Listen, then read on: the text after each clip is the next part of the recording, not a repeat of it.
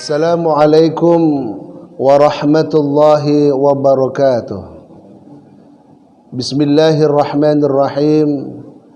Alhamdulillahilladzi waffaqa ibadahul mu'minina liada'il a'malis shalihat. Asyhadu an la ilaha illallah wahdahu la syarikalah syahadatan arju biha rafi'ad darajat. Wa asyhadu anna sayyidana wa nabiyyana Muhammadan abduhu wa rasuluh sahibul fadilati wal mu'jizat. Allahumma salli wa sallim wa barik ala sayyidina wa maulana Muhammad wa ala alihi wa sahbihi ulil fadaili wal karamat. Pemirsa channel PRNU Sawah Baru yang dimuliakan oleh Allah Subhanahu wa taala. Alhamdulillah kita bertemu kembali dalam momentum Kultum Ramadan yang diselenggarakan oleh channel PRNU Sawah Baru. Pemirsa yang dimuliakan oleh Allah Subhanahu wa taala, pada kultum kali ini kita akan diajak menuju hakikat penciptaan manusia, bahwa Allah Subhanahu wa taala menciptakan manusia yang unik ini terdiri dari dua unsur. Yang pertama unsur jasmani dan yang kedua adalah unsur rohani. Innal insana rukiba tarkidan bainal malaki alladzi lahu aqlun bila syahwah wa bainal bahaim allati laha syahwatun bila aqlin.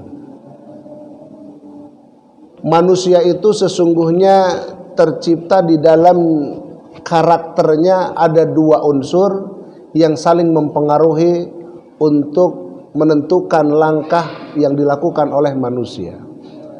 Yang pertama ada unsur malaikat, yang mana unsur malaikat ini adalah unsur-unsur yang memiliki potensi alladzi lahu aqlun bila syahwah.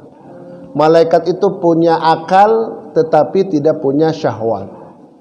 Yang kedua unsur al-bahaim atau unsur kebinatangan atau unsur bahima. Unsur ini punya karakter yaitu allati laha syahwatun bila aqlin. Karakter bahimah atau kebinatangan itu memiliki potensi untuk melakukan perbuatan jahat, yaitu hedonis, dan dia tidak memiliki akal. Nah, dua unsur ini, malaikat dan unsur kebinatangan ini ada dalam diri manusia. Maka manusia yang terdiri dari dua unsur, jenis jasmani dan jenis rohani ini, ketika awal penciptaannya, dalam sebuah kitab Al-Minahus Saniyah, Syekh Abdul Wahab Asy-Sya'rani mengatakan, lamma khalaqan nafsa faqala laha ya nafsu man ana, qalat an-nafsu man ana, fa askanaha fi bahril ju al-fasanah. Awal penciptaan nafsu yang diciptakan oleh Allah Subhanahu wa taala itu, nafsu itu awalnya ketika setelah diciptakan oleh Allah, kemudian ditanya sama Allah Subhanahu wa taala, wahai nafsu, man ana, kata Allah, siapakah saya? Kemudian nafsu menjawab, siapakah engkau? Siapakah Anda? Begitu ditanya, yang seharusnya menjawab sesuai dengan keinginan Allah, tapi justru balik bertanya tentang siapakah diri nafsu itu sendiri. Kemudian Allah memenjarakan nafsu, fa'askanaha fi bahril ju al-fasanah. Allah kemudian memenjarakan nafsu kurang lebih lamanya 1000 tahun fi bahril ju, dalam lautan haus atau lautan dahaga. Jadi dipenjara oleh Allah Subhanahu wa taala dalam sebuah lautan yang disebut dengan lautan haus atau dahaga.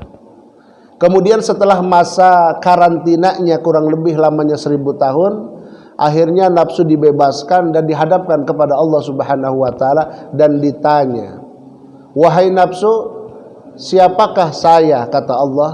Baru kemudian nafsu menjawab dan mengakui eksistensi atau keberadaan Allah Subhanahu wa taala dengan mengatakan anta rabbi, engkau adalah Tuhanku.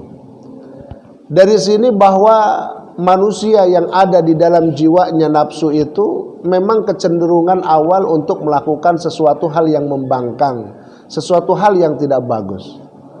Maka hikmah bulan suci Ramadan 1444 Hijriah kali ini, bagaimana kita menjadikan momen bulan Ramadan ini adalah sebagai bulan mujahadah, bulan dalam rangka untuk membersihkan, usaha untuk membersihkan hati, atau mujahadatun nafs, untuk mengendalikan, berusaha mengendalikan yang namanya nafsu. Dan nafsu itu menurut seorang ulama sufi ada kecenderungan untuk berbuat baik, ada juga kecenderungan untuk berbuat jahat. Maka Allah Subhanahu wa taala mengatakan di dalam surat Asy-Syams, A'udzubillahi minasyaitonir rajim, Bismillahirrahmanirrahim, qad aflaha man zakkaha wa qad khaba man dassaha. Sungguh beruntung orang yang membersihkan nafsunya dan merugilah orang yang mengotori nafsunya. Maka dari itu, jadikan momen puasa di bulan suci Ramadan tahun ini kiat-kiat bagaimana kita untuk membersihkan nafsu kita. Bulan suci Ramadan adalah bulan untuk membersihkan jiwa. Mari kita sama-sama bersihkan jiwa, hati nurani kita dengan cara melakukan amal-amal baik untuk menundukkan nafsu dan lebih cenderung untuk melakukan ibadah kepada Allah Subhanahu wa taala dan melakukan aktivitas-aktivitas dalam rangka tataran sosial bermuamalah. Demikian yang dapat kami sampaikan kultum ini, pemirsa channel PRNU Sawah Baru yang berbahagia. Mudah-mudahan ada manfaatnya. Mohon maaf, wal afu minkum, ihdinas siratal mustaqim. Wassalamualaikum warahmatullahi wabarakatuh.